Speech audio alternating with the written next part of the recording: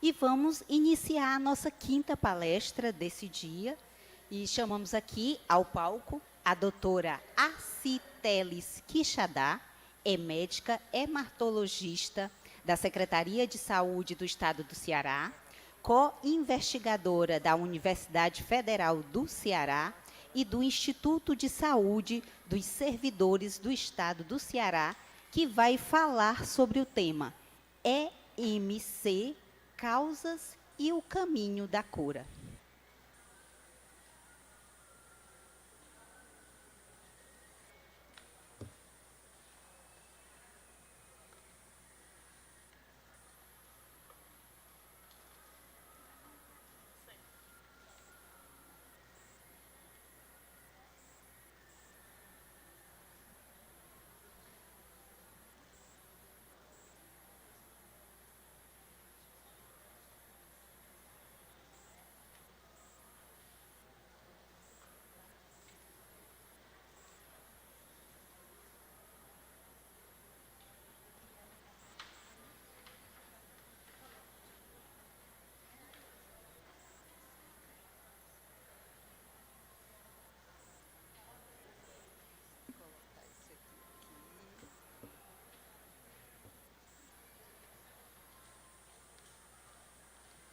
Boa tarde para todos. Antes de mais nada, dizer que é um prazer estar aqui, encontrar alguns dos que eu já encontro na minha caminhada lá pelo Emoce. Agradecer, na pessoa da Velúzia, que coordena o GAPO com tantas outras mãos, com tantos outros pés, com tantas outras cabeças que ajudam e fazem levar esse caminho para a cura, né? Então, assim, a gente tenta viver junto. Uma coisa que eu queria só falar, iniciando, é que eu li uma vez, e depois até vi em formato de texto, que era uma médica já experiente, que fazia oncologia, ela fez uma comparação que vencer a doença era como atravessar um rio caudaloso. E que a única pessoa que podia fazer isso era o próprio paciente. Ninguém mais podia atravessar esse rio caudaloso para chegar do outro lado da margem, que era o sentido figurado da cura. O paciente tem que atravessar. E quem seria o médico nessa metáfora? O médico, nessa metáfora, seria aquela pessoa experiente,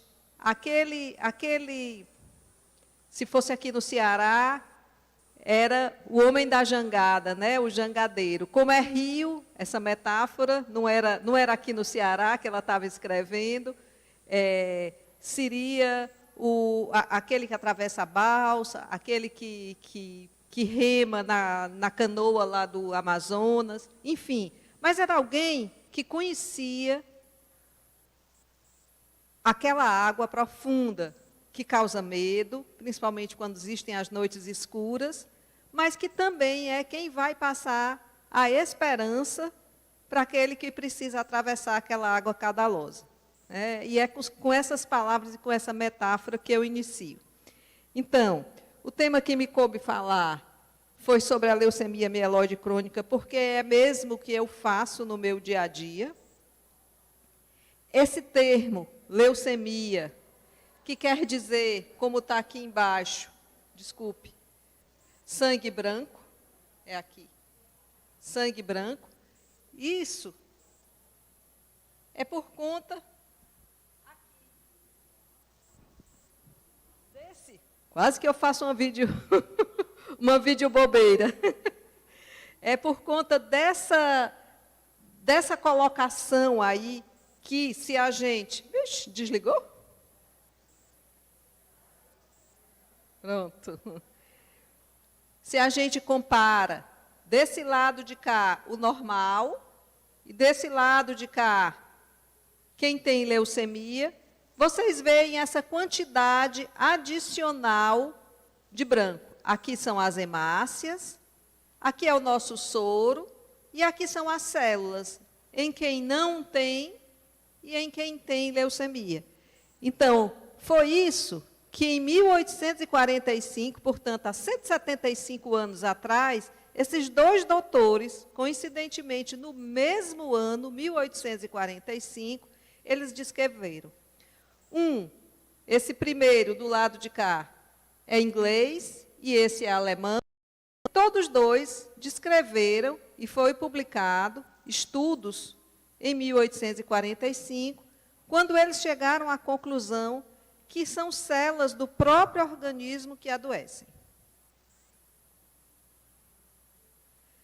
A leucemia mieloide crônica, ela contribui com apenas 15% das leucemias do adulto, e ela é uma doença de primeiras vezes.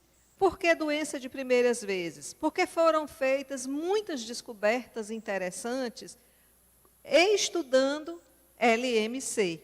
Então, foi a primeira neoplasia que foi associada com uma assinatura genética. Depois a gente vai ver, cada um desses itens a gente vai ter um slide para ele. A primeira proteína de fusão, a consequência dessa assinatura genética, o primeiro tratamento-alvo e o primeiro exame correlacionado com o acompanhamento da resposta que o paciente tem a esse tratamento proposto.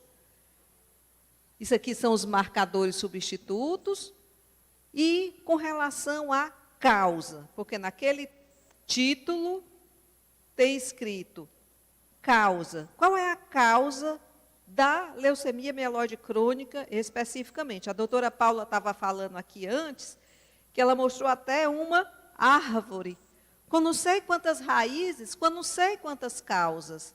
E aqui também isso é verdade, porque ali ela falou das doenças em geral, inclusive o câncer, ela falou de hipotireoidismo, ela falou de doenças psiquiátricas, mas é a mesma coisa. É o nosso estilo de vida, é a nossa mente.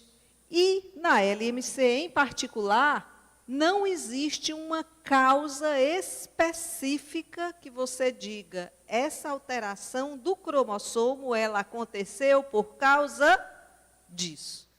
A única causa que se sabe que tem que ele é predisponente, ele parece predispor, é a radiação ionizante.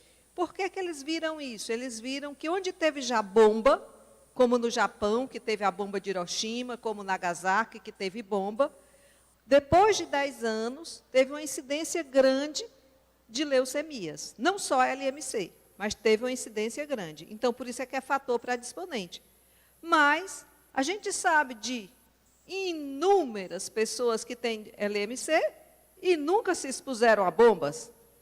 Então, essa causa aqui, ou esse fator predisponente, ele não é obrigatório. Existem outros fatores que se pensa. O fumo, a exposição ao benzeno, nos venenos, nos combustíveis, no querosene. Pode ser que esteja relacionado? Isso é uma interrogação. Mas a mensagem principal que eu queria deixar nesse slide é esse bebezinho aqui que está cortado. Por que que esse bebezinho está cortado? É para passar a mensagem, ninguém nasce com LMC. Tá? Nós não herdamos LMC do pai ou da mãe.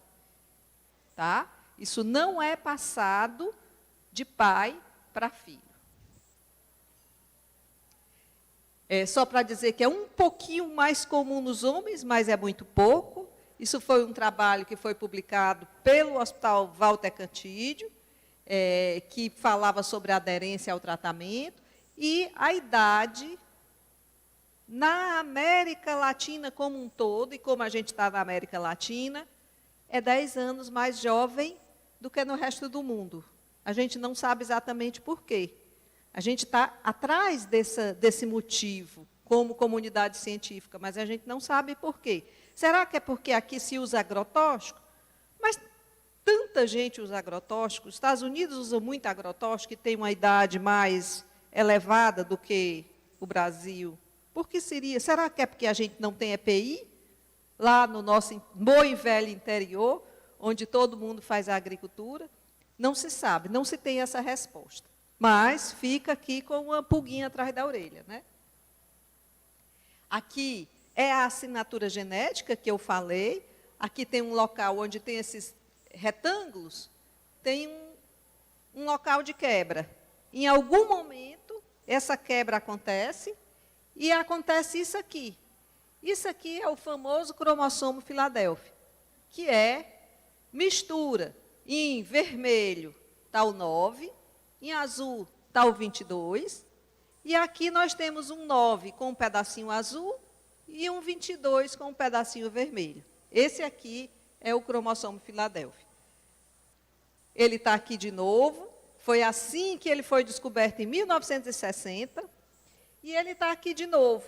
Vocês veem que o 9 aqui está em vermelho, o 22 está em verde, e esse bem aqui, pequenininho, é o 922, que é o cromossomo Filadélfia. Ou seja, essa daí é a assinatura genética da LMC. Como eu acabei de falar, ninguém nasceu com ela. E nós também tampouco sabemos em que momento aconteceu o clique, que esse cromossomo passou a ficar doente. O que a ciência já evoluiu para saber foi o que acontece depois que o corpo humano adquire esse cromossomo Filadélfia. Isso sim, já tem estudo, já se conseguiu, vamos dizer, aprofundar no conhecimento. Então, passando rápido, porque isso é mais profundo do que tem interesse numa palestra aqui, com esse objetivo, mas, enfim, é esse cromossomo Filadélfia que desorganiza tudo. Sabe quando tem uma via trafegada, que aí tem uma barroada? E aí tudo começa a ficar confuso depois daquela barroada? O trânsito para, as motos parece que querem se jogar em cima também daquele acidente, o socorro para chegar lá é mais confuso, e a partir dali é uma série de coisas que acontecem por conta daquele acidente. Então isso é o cromossomo Filadélfia. Ele é uma alteração que depois dela, é por isso que está aqui essa foto, o slide, a melhor cor do slide é a foto, por isso que ele está aqui. É esse elefante. Vocês imaginem um elefante para ser equilibrista. É bem difícil. Acontece uma coisa chamada instabilidade. O peso dele não está adequado para ir numa cordinha. Ele acaba caindo. Então, essa instabilidade é justamente o que justifica esse curso clínico da doença. Então, a doença começa aqui. Nesse pequeno ponto verde que se chama fase crônica. Se nada for feito, vai evoluindo. Passa para o amarelo, que é a fase acelerada. Isso aqui está justamente com essas cores, para falar sobre isso, que é o sinal amarelo, e depois o sinal vermelho. É isso que a gente não quer, é chegar desse lado. A gente não quer chegar na fase aguda da doença, porque ela não respeita mais o tratamento. Se nada for feito, a doença evolui de uma fase crônica para uma fase acelerada, para uma crise blástica. Então, aqui a gente já tem o gancho. O que é que a gente quer com o tratamento? A gente quer impedir que a doença siga o seu curso natural, que é evoluir de uma fase crônica para acelerada e de acelerada para blástica. Então, a gente gostaria de construir essas barreiras, essas muralhas, esses muros, para evitar que a doença seguisse seu curso. E a gente consegue, sim, desde que a medicação faça o seu, vamos dizer, cumpra o seu propósito. Aqui, eu quero dividir esse slide, que ele é um pouquinho poluído, em 3. A gente tem 3 momentos diferentes de tratamento na LMC. Esse primeiro momento, que vai desde 1950 até 1970, que nada muito importante foi feito para melhorar. A melhora começa com o advento do transplante, que o primeiro transplante foi em 1978. E, alguns anos depois, 8 anos depois, o alfa-interferon. Foram esses dois aliados do tratamento que chegaram para mudar a história dessa doença. Mas, principalmente, foi esse último. Vocês viram que eu usei as cores verde, amarelo e vermelho para a evolução, e estou fazendo aqui nesse slide justo o contrário. O vermelho é quando quase nada se fazia com relação à doença. O amarelo é quando se deu um passo, e foi um passo gigante. Mas o maior passo, do ponto de vista da qualidade de vida dos pacientes, aconteceu com esse grupo aqui que está mostrado em verde, que foram os inibidores da tirosina quinase, porque é um remédio oral. Doutora, inibidor de tirosina quinase, imatinib, dasatinib, nilotinib, é quimioterapia? É. Ela não é quimioterapia tradicional. Ela é quimioterapia que a gente chama de terapia-alvo, que ela age numa célula, num local específico da célula. E agora, em 2020, está chegando mais um dessas armas terapêuticas para a gente, que também é o inibidor de tirosina quinase. A gente já começou a usar em um único paciente lá no Walter Cantídio. Então, como eu falei, essa parte aí do tratamento com os inibidores de tirosina quinase é uma terapia-alvo. Esses aí são os 5 que nós dispomos no mundo, com a ressalva que esse que está em azul, bosutinib, nós não temos no Brasil. A indústria farmacêutica está tentando que o nosso órgão regulatório libere, não está liberado ainda. E eu queria mostrar aqui, eu acho que dá, eu queria falar com uma tomada. O gancho da tomada está tão bem colocado que não está dando para... Aqui é uma tomada. E aqui é um plug de tomada. Certo? Para aquele problema que eu mostrei o elefante, que aquele elefante, ele tem uma instabilidade, ele causa uma instabilidade no corpo, para que aquilo aconteça, aquela proteína doente, ela acopla um substrato no cantinho certinho, tipo isso aqui, uma tomada e um plug de tomada. Ele encaixa e, a partir daí, aquele problema que eu falei de começar tudo a dar errado. O que é o medicamento? Vocês estão vendo isso aqui? Que é para bebê? Muito usado pelas mamães e vovós, que colocam na tomada para a criança não se machucar. Isso aqui, ele tapa o buraquinho da tomada. Na hora que você vem com uma tomada para encaixar aqui, ele não encaixa, porque o tapa-tomada fez seu efeito aqui. Pronto. O remédio, e eu queria tocar nisso aqui um pouquinho depois, quando eu for falar sobre adesão. O remédio é isso aqui, é esse tapa-tomada. O remédio, ele impede que essa tomada encaixe, esse plug de tomada encaixe na tomada. Ele desfaz o caminho errado daquela assinatura genética. Fica melhor do que assim, né? Com uma tomada. Mas aqui é para que vocês vejam que essa ideia da tomada veio na minha cabeça por conta disso aqui. Isso aqui é a molécula do remédio, e isso aqui é o local que ela encaixa. O nome bonito é inibição competitiva. Mas lembrem de uma tomada, e de um plug de tomada, e de um protetor de tomada. O remédio é o protetor da tomada, que está evitando essa conexão que não é bacana. Depois que a gente usa a medicação, a gente tem alguns objetivos, né, que a gente vai medir a resposta à terapêutica instituída. E a gente tem esses 3 aí, que eu comparei como se fosse uma corrida de obstáculos. Corrida de obstáculo, o corredor, o atleta, ele vai correndo, pula aqui o primeiro obstáculo, mas depois que ele pula o primeiro obstáculo, que foi uma vitória para ele, ou uma parte da vitória, ele precisa ir à frente, correr mais e pular de novo.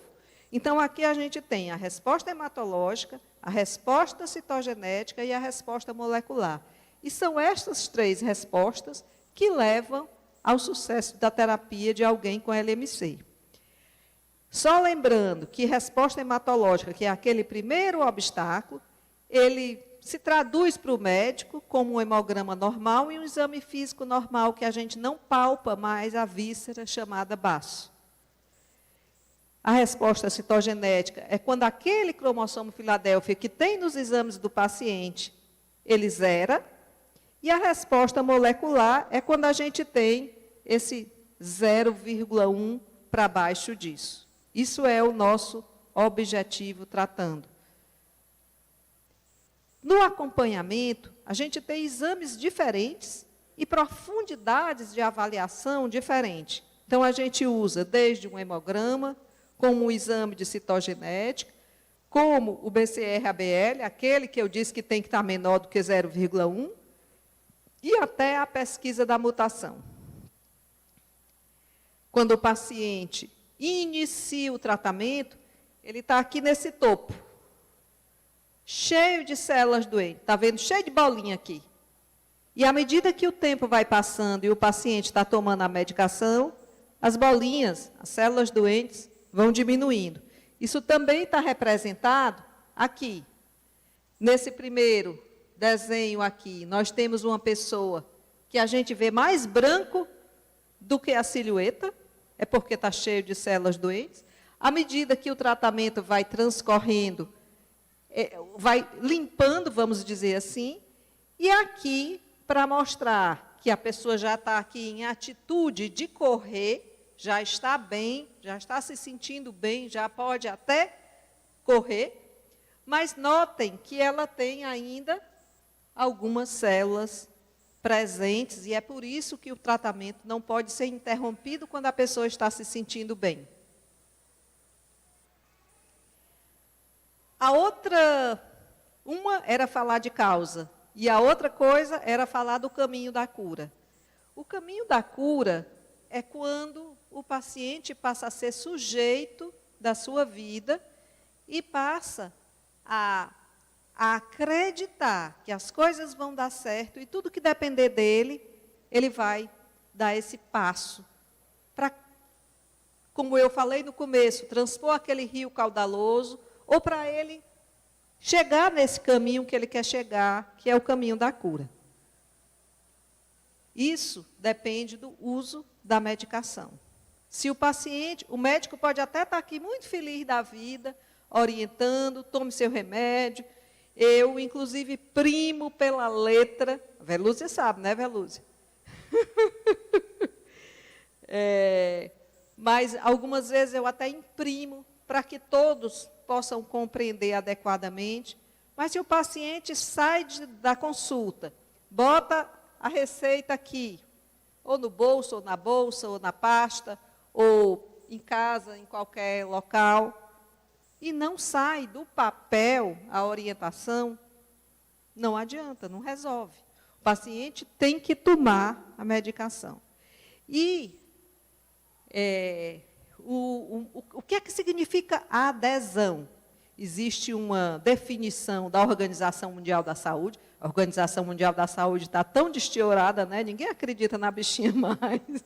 Mas tem uma definição aqui da Organização Mundial da Saúde, que é isso. É a medida com que o comportamento de uma pessoa, no caso, que eu estou me referindo aqui como principal, por isso que está em vermelho, tomar a medicação, seguir uma dieta, mudar um estilo de vida, corresponde às recomendações do médico que está acompanhando ou da equipe multidisciplinar que está acompanhando. Mas eu queria mostrar essa figurinha aqui, desse animalzinho, que ele está assustadinho, com esse olho arregalado, e ele está firmemente agarradinho nesse local que é o habitat dele, tá? Isso aí é adesão. Isso aí é ficar junto, é juntar, é unir, é acreditar, é prender-se, é tornar-se adepto. É fazer acontecer sendo sujeito da sua história. Só que é importante que se diga e que se frise, isso aqui foi uma campanha feita em Portugal em 2010, já temos 10 anos dessa campanha, e isso aqui foi o que eles chegaram à conclusão. A não adesão ao tratamento é um dos maiores problemas de saúde pública. Por vários motivos diferentes. Às vezes, não é porque o paciente não quer. O paciente vai lá, chega lá, está faltando o remédio. Como é que ele pode tomar se o remédio está faltando? Às vezes, o paciente está aqui prontinho para pegar o transporte, para ir para o serviço de saúde. A prefeitura nega fogo, não dá o carro. O paciente não pode buscar. Às vezes, o paciente toma o medicamento e vomita. Então, às vezes, não está dentro do paciente a solução. Mas, de qualquer maneira, todas essas vezes que ele não conseguiu tomar, ele tomou e vomitou, ele não conseguiu chegar até o serviço de saúde, enfim, ele precisa falar, se comunicar, punir por ele próprio, pela própria vida. E, com relação a aqui, quem que é o responsável por tomar, pelo uso do medicamento? Quem que vocês acham que é? Vamos fazer aqui, vamos tirar aqui o protocolo. Eu queria abrir, assim, com uma única palavra. Quem é o responsável pelo uso do remédio? Paciente. Alguém mais diz alguma coisa? Olha aqui como é interessante. Realmente, o paciente surge na frente, como sujeito da própria história. Mas quem é responsável somos todos nós.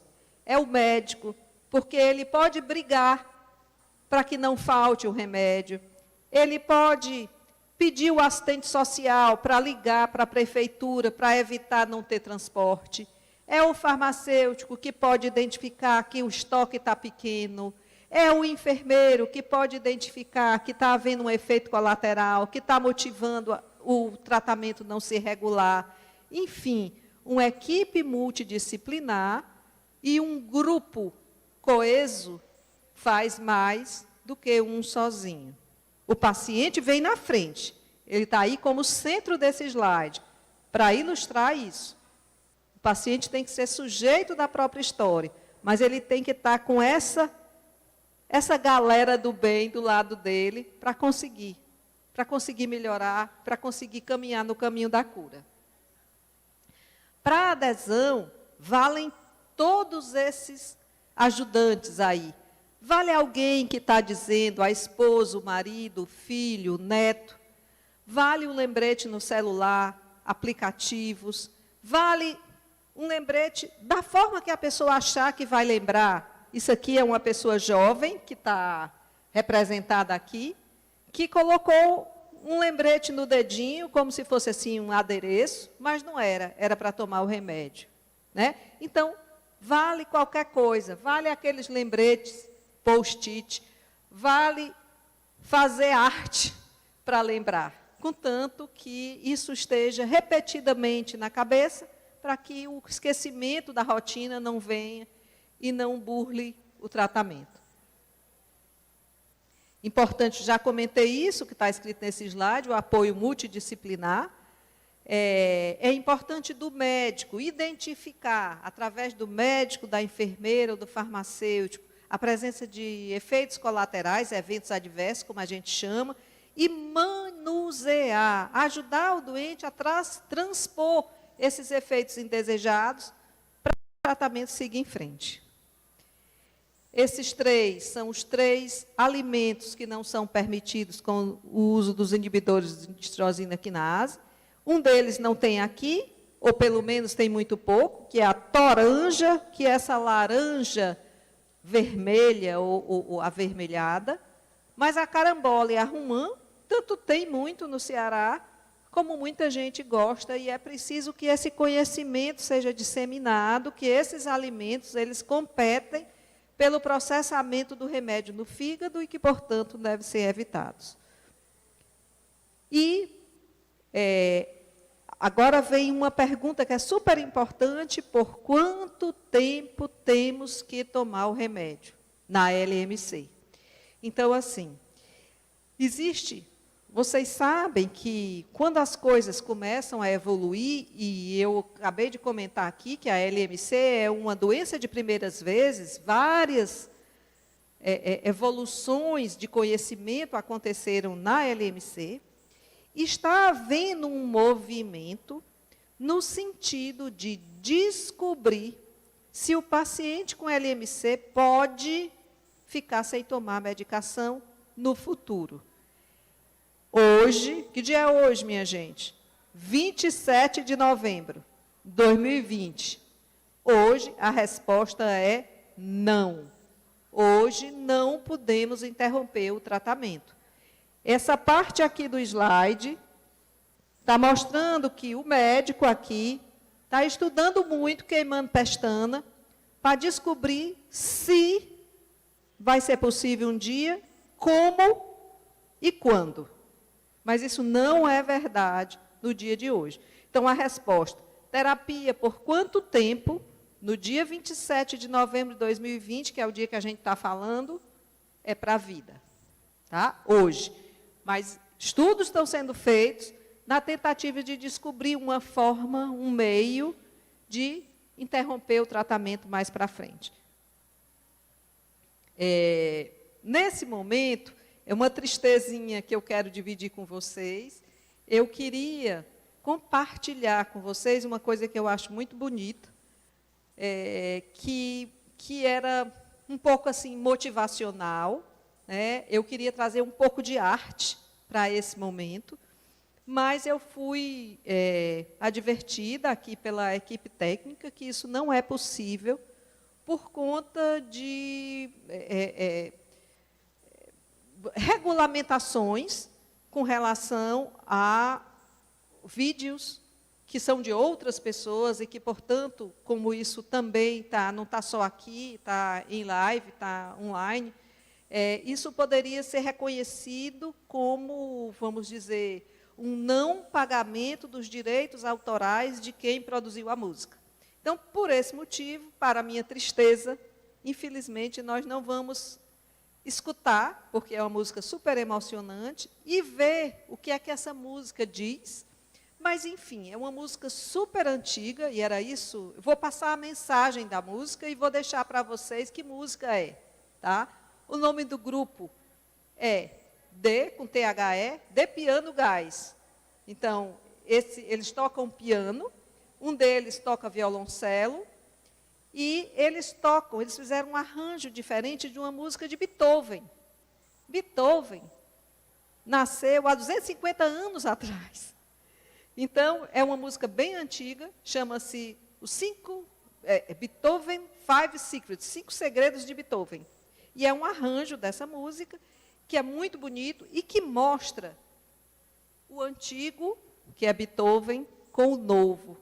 Mostra vários jovens interpretando essa música na flauta, no tambor, na harpa, em inúmeras diferentes, uma orquestração. Então, é muito, muito lindo. E, como mensagem dessa música, eu queria fazer um link com a adesão.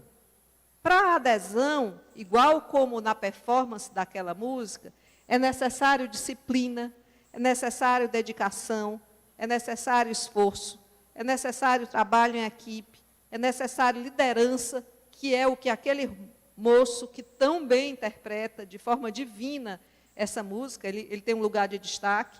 É necessário liderança, emoção e reconhecimento.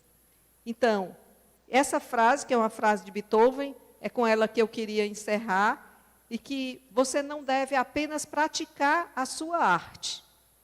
Você deve forçar o caminho de vida que você tem, pela arte que você tem. Todos nós temos dons que nós recebemos gratuitamente, né? Do que eu chamo Deus. E a gente tem que forçar o nosso caminho por estes segredos, os segredos da arte, pois ela e o conhecimento nos elevam ao divino, elevam os homens ao divino. Então, isso aí, gente, foi dito por Beethoven há 250 anos atrás. E aqui, repetindo isso, tá? E eu queria fazer essa homenagem a ele, trazendo o novo com o antigo, e que não é possível por questões regulamentares, e eu respeito, eu sempre andei na linha do trem, então eu não queria de maneira alguma fazer nada errado aqui, por isso que não foi reproduzido. Mas eu queria tanto fazer esse tributo, como fazer esse link da adesão e de caminhar. O caminho da cura é viver da melhor forma possível, com a melhor qualidade de vida possível, sendo sujeito da própria história. Obrigada.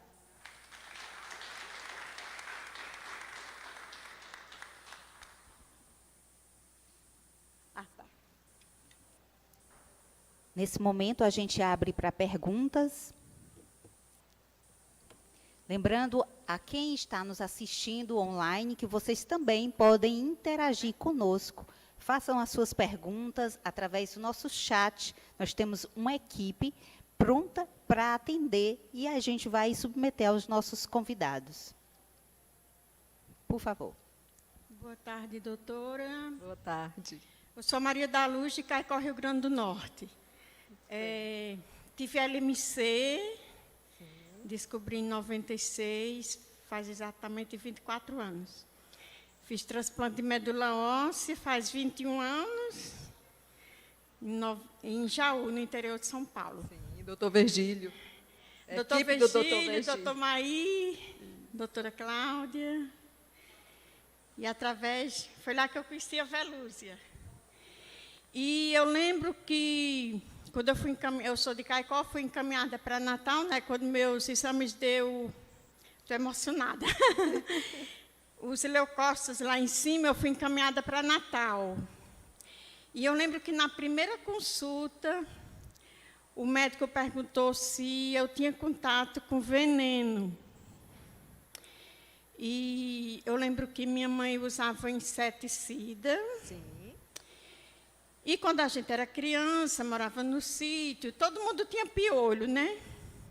E eu lembro que ela usava aqueles veneninhos, que era uma latinha amarela. Neocide. Neocide. Botava na cabeça, ainda amarrava mais um lenço. E outra coisa, eu fui manicure durante 10 anos. Quando eu falei para ele, ele já... Eu vou usar a palavra proibiu de eu fazer unha. Então, porque durante 10 anos eu tive contato com aqueles produtos químicos, que o esmalte, acetona, óleo de banana. Aí minha pergunta, tudo isso, eu tive LMC, né? Tudo isso contribuiu para que desenvolvesse LMC? Isso. Então, como a gente falou, antes de mais nada, obrigada pela sua presença, obrigada pela sua pergunta, parabéns pelo seu sucesso, por estar aqui depois de mais de 2 décadas, né? Muito bacana. Então, a gente não tem a resposta isolada dessa pergunta. Por quê? Porque nós temos pessoas que desenvolveram LMC, é raro, mas na infância, certo? E nunca trabalharam como manicure, com exposição ao que uma manicure tem que se expor, esmalte, acetona, óleo de banana, como você citou, tá? Nós temos pessoas que nunca trabalharam na agricultura, se expondo a agrotóxicos, apesar que hoje em dia a gente interroga-se nos nossos alimentos que vêm no mercado, se a gente não está cheio de agrotóxicos, né? Não está recebendo sem ver esses agrotóxicos. Mas, enfim, a gente não tem uma resposta isolada. A leucemia mieloide crônica é causada por... Não temos, infelizmente. os estudos continuam.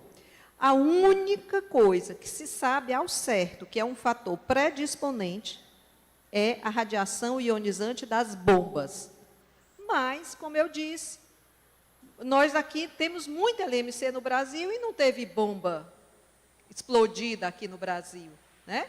Então, o nosso motivo não é esse, né?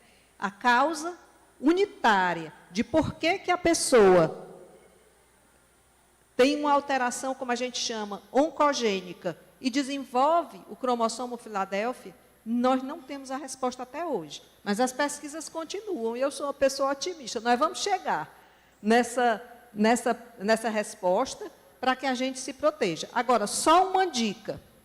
A gente já adiantou no conhecimento que essas coisas são maléficas. O agrotóxico, o neocide, por exemplo, porque a pele absorve, o piolho morre, mas a pele absorve, né? Eu acho que todo mundo que foi criança, que teve por interior da vida, já conheceu, hoje em dia muito menos, mas para trás sim, né? Era super utilizado. E a gente sabe que deve diminuir. Também, outra profissão que não é bacana, que deve parar, é o frentista de posto de gasolina, porque ele absorve muito pelo cheiro do combustível, né? Então, isso é agressor para a medula óssea. Se é agressor para a medula óssea, vamos menos, né? Como, vamos dizer, recomendação. Mais alguma pergunta? Alguém aqui no estúdio ainda deseja fazer alguma pergunta?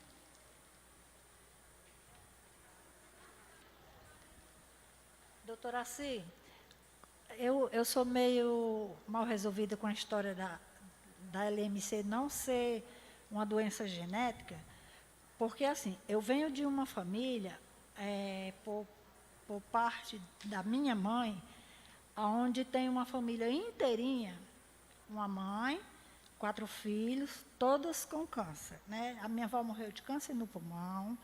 Aí tenho uma tia com câncer de mama, 2 primas, filha da tia com câncer de mama, câncer de intestino, tem um tio com câncer na tireoide, ou seja, é uma herança genética horrorosa. Por sua vez, a minha filha com câncer de mama. E daqui mais para frente, eu acho que não é possível que o câncer não vá sair do pé da minha porta. E assim, quando alguém diz que não é genético e tudo, eu me pergunto, e por quê? É uma perseguição? O que é isso? É muita gente na mesma família desenvolvendo câncer, né? Aí, assim, eu até brinquei, porque quando falaram assim, Veluz, a pandemia, não sei o quê, eu digo, graças a Deus que foi a leucemia que apareceu na minha vida, porque eu já estou acostumada com ela. Se fosse a história da Covid, seria bem pior, mas a gente diz isso para quebrar o gelo, né? Mas a gente sabe da gravidade da doença e, assim, é muito complicado para a cabeça da gente administrar a situação, porque e quando a medicação começa você tomar 1, 2, 3, tipo 4 e não ir dando certo numa sequência, o negócio ainda fica mais bolado ainda, né? Com certeza. Então, assim, é meio... Me dê aí um alento.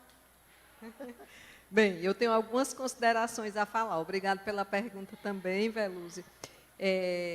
Inclusive, é super importante, porque eu acho que eu quis escrever aqui no slide de uma forma mais específica, né? Aquele bebezinho que eu coloquei para mostrar que ninguém nasce bebê com leucemia, tá? Com leucemia mieloide crônica.